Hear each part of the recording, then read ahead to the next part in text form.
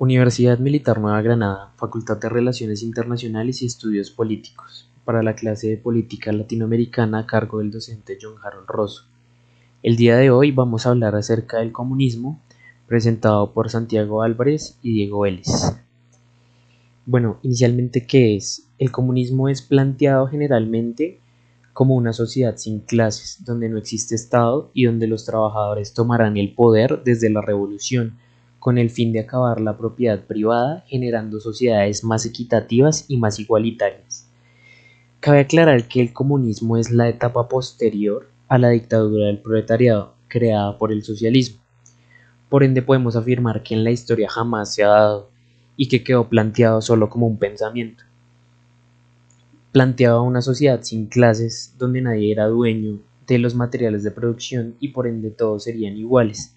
Asimismo, hacía énfasis en que toda profesión es fundamental, por ende todos serían iguales para el desarrollo de la sociedad.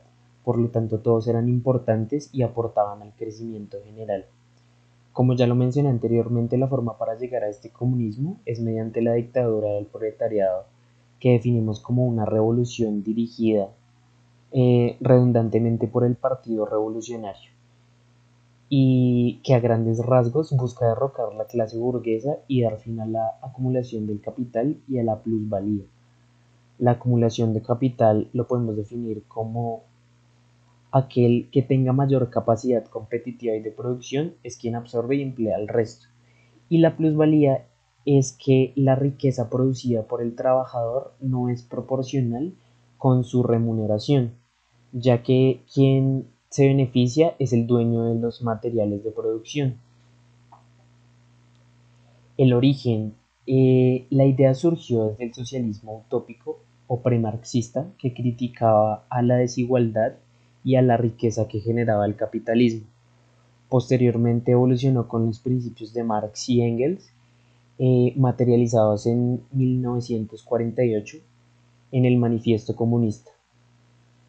El comunismo tiene importantes antecedentes en las revoluciones liberales burguesas, como la francesa en 1789, cuando la burguesía llegó al poder mediante el pueblo buscando eliminar los privilegios de la monarquía, pero asimismo la clase obrera fue excluida del poder cuando la burguesía subió a la misma. Por esto clasificamos esto como un antecedente, más no como una primera implementación. Para hablar de su más alto intento de materialización, nos remontamos hacia el año 1917, con la revolución bolchevique en Rusia, y con dos de sus más grandes exponentes que fueron Lenin y Trotsky. Inicialmente esta revolución dio fin a la Asamblea Constituyente y dio paso a la creación de un Estado hecho por y para la clase obrera, surgiendo la llamada democracia de los trabajadores y dando fin a la democracia burguesa. Lenin, en representación del partido bolchevique, planteó ideas como la administración estatal a cargo de los trabajadores, un Estado sin burocracia y que el Partido Comunista fuese el único aceptado. Económicamente buscó que los materiales de producción no tuviesen dueño, aunque creando una relación entre el Estado y la sociedad con el fin de producir recursos y capital. Asimismo incentivó la represión y la violencia, pero solo hacia las clases burguesas y no hacia el proletariado. Lenin siempre buscó expandir su idea por el mundo, y este modelo soviético fue tomado en cuenta para gestar nuevas revoluciones. De esta forma y con el paso del tiempo, el socialismo en búsqueda del comunismo se estableció en países poco industrializados y con una economía rural. Ya posteriormente veremos cuáles fueron. Stalin. Tras la muerte de Lenin, la Unión Soviética pasó a manos de Stalin en 1924, pero en ese entonces el sistema político era poco estable y con una gran capacidad de represión.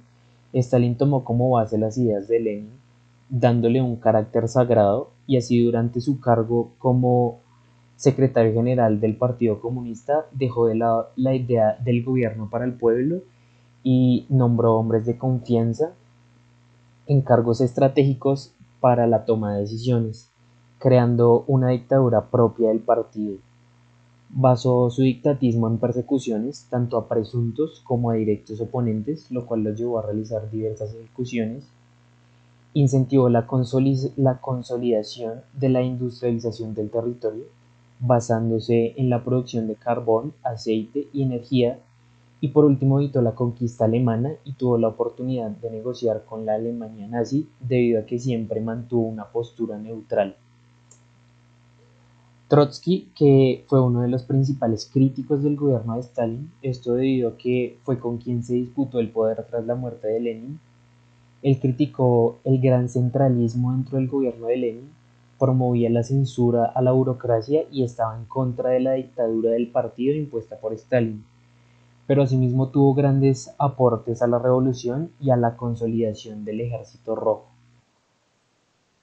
La reforma imposible es planteada durante la Tercera Internacional, tiene varios objetivos, uno de ellos es la creación de un partido mundial revolucionario con base al partido bolchevique y que buscaba em, como tal la supresión del sistema capitalista.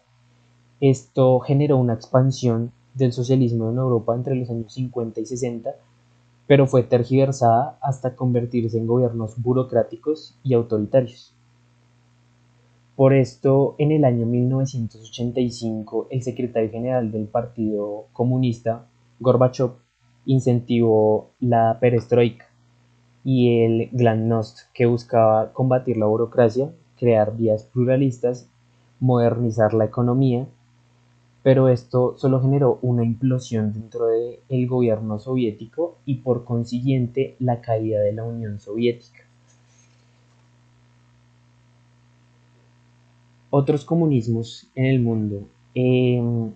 Dentro de lo que ya les había mencionado de la expansión de los gobiernos comunistas, uno de ellos fue el maoísmo, impulsado por Mao Zedong, quien buscaba copiar el modelo soviético en China, esto mediante una lectura radical del comunismo de Lenin, y con base a esto él desarrolló sus propios postulados, que posteriormente fueron malinterpretados y fueron tachados de confusos. Buscó adaptar el leninismo a la cultura china con teorías como la de las contradicciones, la teoría de la unidad de los contrarios, eh, y diferentes ideas que se relacionaban directamente con la cultura china y con el yin y el yang. A diferencia del comunismo soviético, donde la centralidad estaba en el proletariado, el maoísmo centraba todo esto solamente en su parte agraria. Y también decía que la lucha de clases era algo que nunca iba a desaparecer, por lo tanto la represión era algo justificado.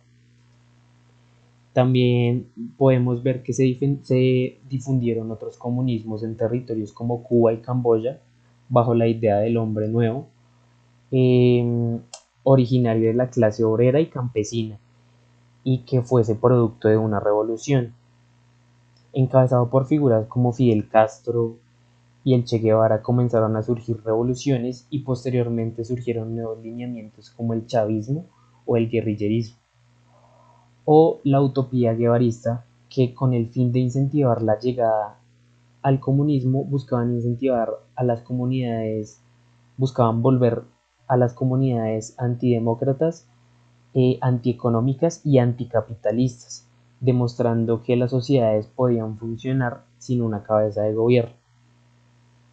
Eso es todo, muchas gracias.